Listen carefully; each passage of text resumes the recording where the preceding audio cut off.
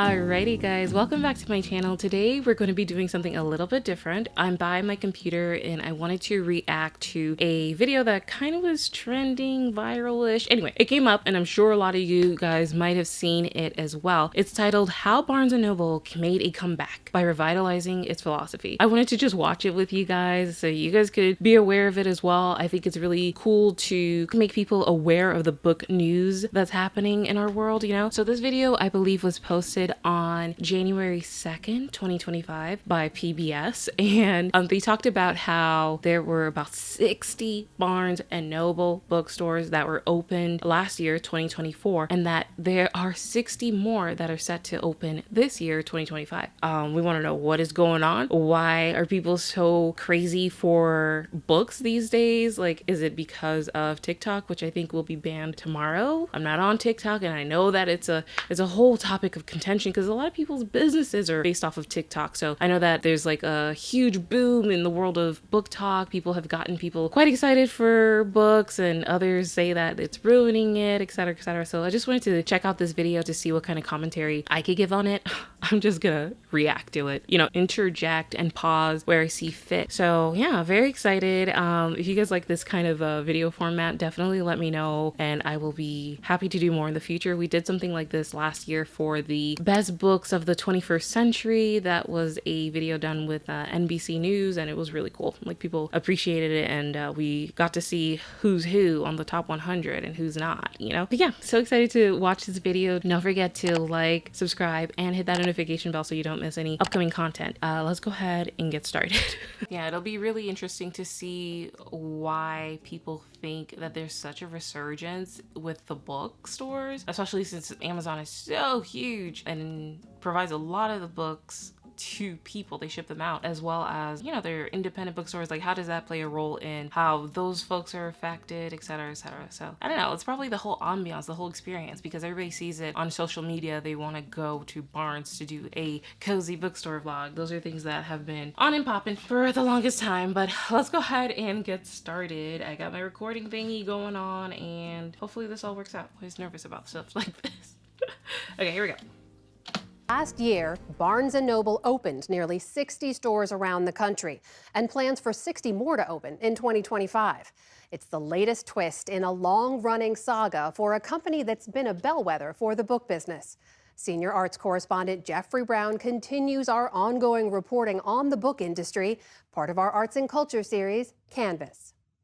It's recognizably Barnes & Noble because there are lots and lots of books piled high, but it looks very different. A pre-opening walk through a Barnes & Noble bookstore, a maze of small... Oh my gosh, I'm already stopping, but it looks so... There's nothing like a fresh new bookstore. Yeah, and for real, the Barnes & Noble's is Nibbles. Oh, I just did it. Barnes & Noble, it's synonymous with a lot of books. It's just shelves and shelves of books. Oh, I've always wanted to go to a bunch of different bookstores, but like, seriously, this is probably the most accessible, you know? Let's see. ...and pathways, with company CEO James Daunt. When you're very full, as this store often will be, it's creating space for people to drop into. This store on Manhattan's Upper East Side is just a year old. It's part of a large nationwide chain, but crucially for Daunt, has its own look and feel. The key insight that I have is that it is about the book-selling team, and it's about how you take all of this huge number of books and arrange them and display them in a manner which really engages with your local community. The insight that gives me in terms of running lots of bookstores is... Interesting. He sounds British to me, so... it's really funny, and I always think of, like, I don't know, this is me being a little bit ignorant, I suppose. I just don't know. Is Barnes & Noble strictly for the United States, or do you guys also have these stores, you know, in the United Kingdom, Australia, New Zealand, you know, those countries, you know, Europe, countries in Europe? I don't know. It's just his accent. I'm not even saying otherwise. Like, for example, like my CEO for my job, he has like an Australian accent, and this company is an American company. So, you know, it doesn't necessarily matter. People like kind of conquer companies however they see fit, and they come from all over the world. You know what I mean? So that's interesting. I don't know. Leave it to the teams in each store. The vast majority of them will do it exceptionally well, and your stores will become better and busier, and the business will thrive. Barnes & Noble's beginnings can be traced to 1873, but it was in 1971 that Leonard Riggio acquired its trade name and flagship Manhattan store and grew the company into the nation's largest bookseller, offering steep discounts and a huge selection, changing the landscape for how and when. That looks like it's almost a French language. Wow. Okay. I'm just dumb. I was like, at tremendous discounts. Something's wrong with me. It looks like it's an accent or something. I don't know why it looks so, it looked French for a second. I'm sorry, forgive me. I'm a little kooky. Steep discounts and a huge selection, changing the landscape for how and where Americans bought books. Yeah. Eventually, with more than 700 superstores. This particular image is reminding me of how huge Tom Hanks' bookstore was in You've Got Mail. You know, that he's here to kind of like take over the book industry, and it puts Our Lady, Miss Meg Ryan, out of business pretty much. The same titles and design. 1, 2, 3, 4. We don't want this superstore. Its success, along with Borders, put hundreds of smaller independents out of business, captured in Nora Ephron's 1990. I just said this. I've never seen this video, guys. First reactions. That's so funny. The shop around the corner. Oh, that is a pristine bookstore. The cozy lights, the personable touch, because the store owner knows, you know, the books that she's giving out to the people, the reading time that they had, story hour kind of thing. Less is more. There is only one true shop around the corner. Save these books. Pretty much. Save the shop. Film You've Got Mail. Can we save the shop around the corner? But Amazon, offering even steeper discounts and more supply, nearly killed off Barnes & Noble, which by the time Daunt arrived had closed hundreds of stores around the country. I remember. I feel like it was the Great Depression times. Like, yeah, I remember when they were closing Toys R Us, Party Cities, Sears. Yep. Nordstrom, Macy's, Bloomingdale's. Yeah, they used to, like, no, I'm not that old. But, yeah, I definitely remember a time in the 2010s, where it was like, oh, there used to be a Barnes & Noble, because I used to live in New York for a little bit of time, and in and out of visiting. So there used to be a Barnes & Noble in one particular location that we went to a couple of times maybe, or maybe it was just once, and we wanted to go back, and the store was completely gone. You could see the face of it, the feeling of like, oh yeah, there used to be a huge, massive bookstore here, but it was gone in like 2014. I was like, gosh, the end of an era. If you guys also know about this other bookstore called Borders, it used to be quite on and poppin'. Very fun, coffee house vibe, Seattle feeling. Like the minute you step in, you smell chocolate and coffee beans, which is just the best feeling, huh? But yeah, these places have been just like shutting down, and I'm so glad there's a big fat resurgence of it. I know that it affects, you know, the little guy for sure, because these are like mammoths, right? But it's good to see more brick and mortar shops, because not everything should be digital. Not everything should be so transactional and impersonal and cold, even though it is quite convenient. We gotta admit, you know, Amazon is convenient, and sometimes you're trying to find the best deal, right? So, you know, really interesting. Obviously, we've come back from the brink. Yeah. The brink meaning the end? Yes, I mean, the business was a public company. It was sold really pretty much for the value of the books that were sitting on its shelves. So that's not a really very good sign of health. The job that I had was to restore it as a bookseller. Daunt brought an unusual pedigree. So young. He launched Daunt Books in 1990 as an independent bookseller in a gorgeous London setting that became a destination for book lovers. Beautiful. In 2011, he was hired to rescue Waterstones, Britain's largest chain bookstore, then near bankruptcy. And in 2019, after hedge fund company Elliott Advisors bought Barnes & Noble to attempt the same here.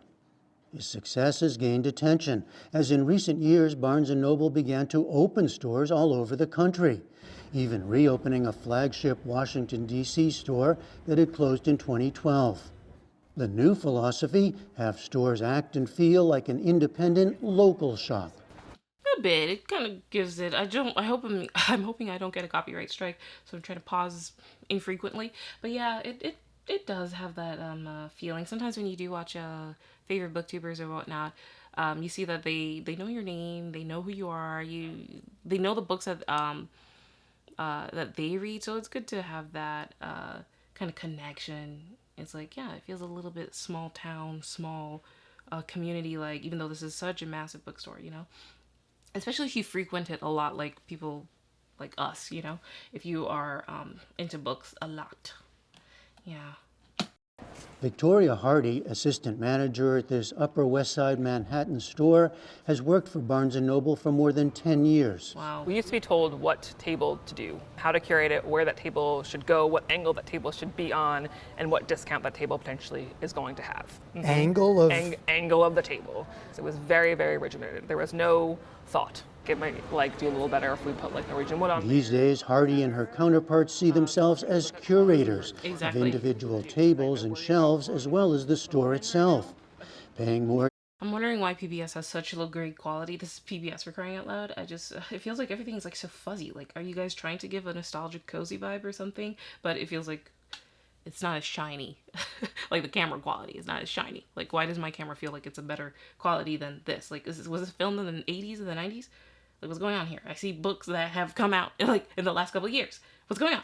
Anyway, yeah, I love that aspect of the person who runs the store, the person who's here with these customers all the time and with the books and is super passionate, doesn't have this, corporate touch to it. It's I get to decide how the books are arranged. I forgot Meg Ryan's character's name in You've Got Mail. Let's quickly find out.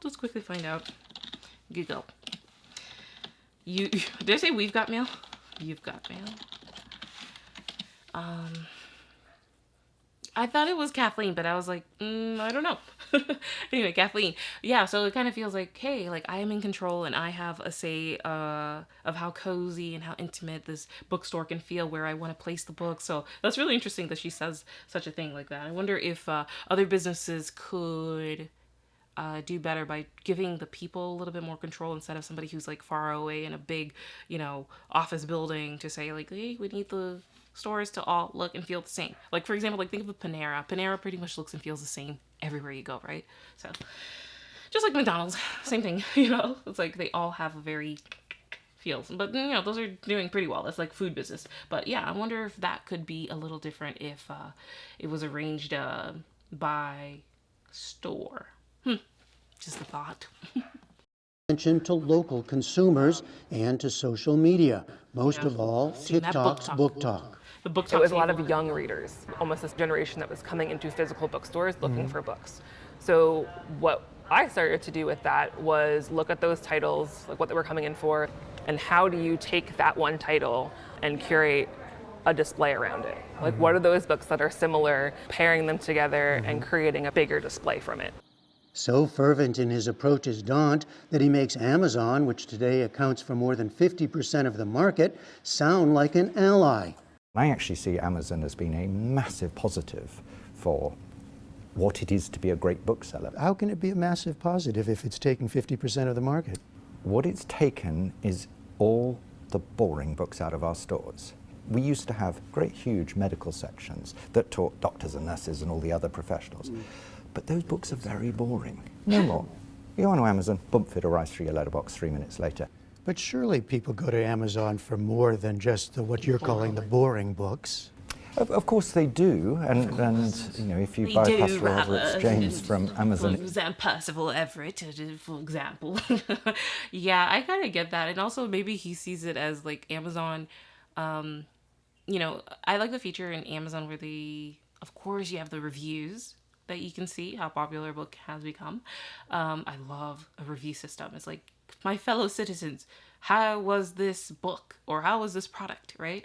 And I also love how Amazon categorizes and has different sections you know, for mysteries and romances and nonfiction and whatever the best books of 2024 or the most, you know, most reviewed or whatever it might be, the best this. They have like different categories. So I really do like Amazon for that if you're trying to kind of organize your thoughts and see exactly what you might want to go pick up on, you know, at the store if you do feel like you want to support more local. Same person over it. I'll sell you. Gosh, and I've been wanting to read, I'm sorry to pause again, but I've been wanting to read Percival Everett's book, James. So it's supposed to be like, you know, the slaves side of the story, Jim, right? I love, it's like, it's cleaner, James. It feels more, I don't know, respectable and whatnot. So yeah, very excited to read this one. This one is definitely on at the top of my list for 2025. Yeah, it looks like that's him right there carrying something, a sack. Read Huckleberry Finn first, though, by Mark Twain. I had the hardest time saying his name in the previous video that you guys might have seen. I'll link it here. Oh gosh, I'm confused again. But whatever. This video. Yeah, Mark Twain. Yeah, James. I'm gonna back it up just because I missed a little bit because I'm a chatterbox. More than just what you're calling the boring books. Of course they do, and you know, if you buy Percival Everett's James from Amazon, it's the same Percival Everett I'll sell you. Mm-hmm. But if you come into this store to buy it, you will come in, you'll be surrounded by other books, which you can browse and engage with. Almost certainly you'll have a fellow customer saying, oh, have you read this by him? Have you read Community. that? You will have an experience, and when you walk out of the store with it in your bag, it will lift you. It's the same book, but I promise you it's a better book, and the reading of it will be more pleasurable because you bought it in a bookstore. That's true. That strategy applies to the nation's independent bookstores too, of course. In fact, Barnes & Noble recently acquired one of them, Denver's much-loved but bankrupt Tattered Cover Bookstore. Tatty, second-hand book. You must be the Weasleys. I see the Covenant of Water back there. Still haven't gotten the courage. Not the courage. I'm quite brave, but I still haven't gotten the will or it hasn't piqued my interest to want to dive into this full on. I really should. Yeah, The Covenant of Water by Abraham Verghese, I think. Super popular book. I don't know. And also the size is quite daunting. Covered Bookstore. A move being watched closely locally and beyond. Daunt says this. Bookstores get into trouble. What we now do as a chain is we rescue them. We give them a safe home. We don't change them. We don't change the people. We don't change the name. But we give them the structure of the large chain. An earlier plot line in this long saga was Barnes & Noble is killing independents. Now they can coexist? I think bookstores do coexist. I mean, my instincts are that of an independent bookseller. I would never open up in a location where I believed that I was threatening an independent bookseller ever, because that's totally unnecessary. We're in this vast country of ours with far too few bookstores. Mm-hmm. So, but it isn't a zero-sum game. It is a business, though, and Daunt has to answer to the company's owners.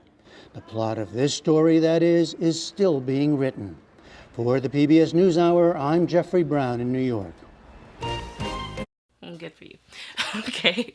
I'm seeing here, Supreme Court backs TikTok ban law.